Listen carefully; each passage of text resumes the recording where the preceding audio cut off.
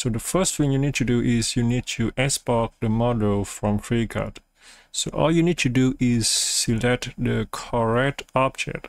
In this case is the fillet 002. I select it and hit Ctrl E for export.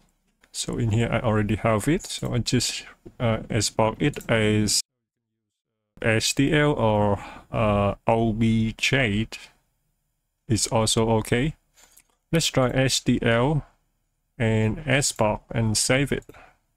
First, I need to delete the cube. I selected the cube and just hit S and delete it. And I also don't want this light in here. I just hit S and delete it. I just have only this camera. Next, I will import the object. So one more thing, to navigate in Blender, hit middle mouse to rotate and shift and middle mouse to pan and scroll in and out to zoom in and out. Alright, now I go to File and import the HDL and just go to the file. Okay, I zoom out.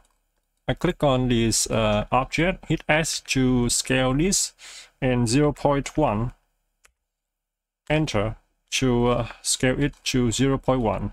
But you can say compare to the cameras, this object still big, so I need to scale this one down a little bit more to about here.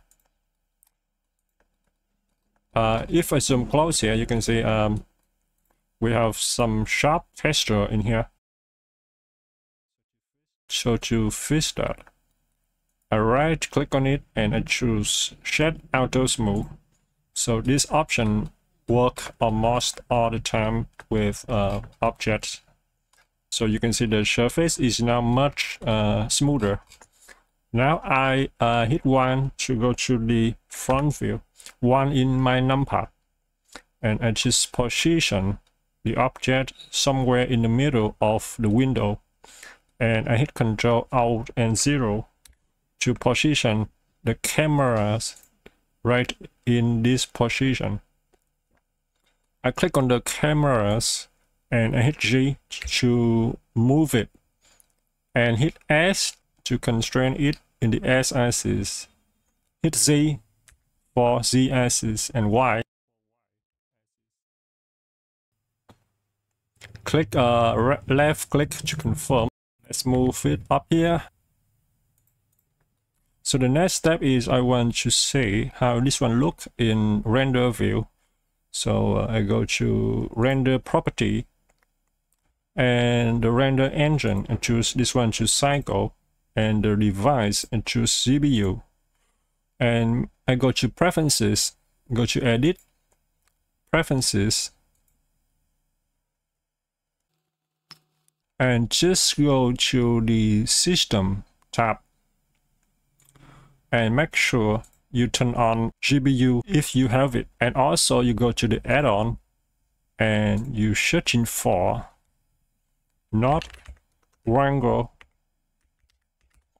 and this one over here, you make sure you turn this one on.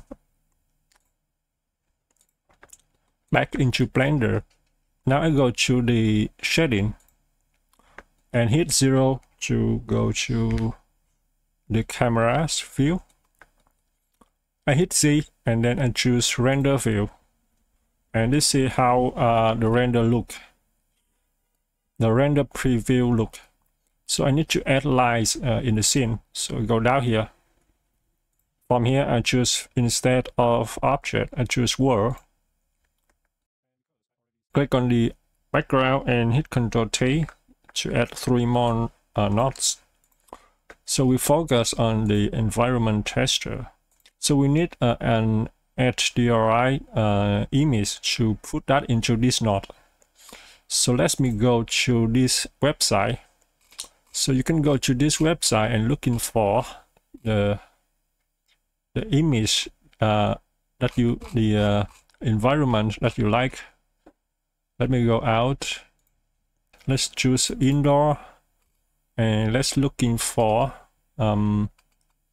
For example, this one, and I will choose 2K for that, and HDRI, and download this one. Okay, after you download it, you go back into Blender and you hit open over here and just navigate to the image, and there you have it. You can go back and keep finding the one that's working for you. In this video, I'm going to use my HDRI, so I will choose the one that I already have. Okay, so this is the one that I like, and I can change over here. I can change the strength. I can decrease this one down to 0.8 to make it less brighter. 0.7, something like this. And I can also rotate. So I go to the rotation, and I can rotate it in the z-axis. And you can see if I change the z-axis, the light also changing to a different angle. So the HDRI will bright up the entire scene. All right, something like this. And you can go to the object. Go back to the object because I want to set material for this object. So I click on this object, and you can see the new button now active. I can click on it and create a new material. And for beginner, we just focus on three things. The base color, very simple to understand. Just choose the colors that you like. And the second option is very simple. True or false, the object is metal, just go to 1. Okay, and if not, just 0. For example, I choose this to 1. And down here, another option is the roughness. If I increase this, you can see it's very, very rough. And see, this is the result of 0. So you can choose somewhere in here. And because this one is not metal, so I can go back in 0, and I can increase the roughness to about here, and maybe changing the color down a little bit, or something like this. And you can say now the background is I want just a simple color, like a white color. So I need to go back to the world, and very simple. I just simply duplicate this background. So hit Shift D to duplicate it and put it down here. I hold Control and Shift, and then I right click on this one first, and then I hold and I draw this one down, and then I release, and then you can see I have a mix shader in the middle. Just mix these two together. And the background for this one is for the main background, the solid color. And the next thing I need to do is I click on the factor, and I draw this one out, and you just type in here is camera rate. And this is the basic setup that you use the color of this knot as the background. So you can see if I change the color in here, you can see the background change, and you can use that. For example, I will decrease the saturation, just have a clean white. Just increase this one a little bit. Okay, and then I can, let's see, I can put this one to 1. Okay, this object using the lights of this is image, but using the background of this knot. All right, the next thing I need to do is I need to go to the render property, go down here to the color management, and the look option, and set this one to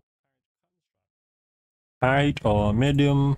Let's just choose the one that you like it. Let's choose height for that. Okay, and let's see, I change this one to 1.5 or brighter a little bit. So if you're okay with that, you hit F12 and you just render the image. Okay, so let's say if you don't want to use the HDRI image and you want to add your own light. So today I decided to share with you an add-on, a free one, that you can use that for adding light very fast in Blender. So you just simply cut this one. I hit Control and right click and just cut this. And you can see we no longer see any light in here. All right. Now I hit Z and go to the solid mode. And then I will go to this website. I will put this link in the video description. So you can go down here to the code and go to the download zip. You click on here and you download the add-on. After you download it, this one in the zip file, so do not unzip it. Go to Blender, go to the Edit, Preferences, go to the Add-on, and go to the icon upper right over here, and click on Install from Disk. And just navigate to this one over here, and install from disk. Okay. After you install this one, you go to the search and you type in here light, and you should have the quick lighting environment, and you make sure you turn this one on. Okay. Then you come down here and save the preferences. You go out. Now, in order to use the add-on, you go to the scene tab, the scene property, and down here, the quick lighting environment. And this add-on is very simple. We have two buttons. So I click this button, the add environment. So I click on it, and you can see this add-on just create for you the backdrop, which is this one, the area right, area left, which is this light, the fill light on top, the backlight from the back. Okay, and let's go back to the camera, hit 0, and you can see down here my object just overlapping with the backdrop. Okay, so I need to fix that. So how can I fix that?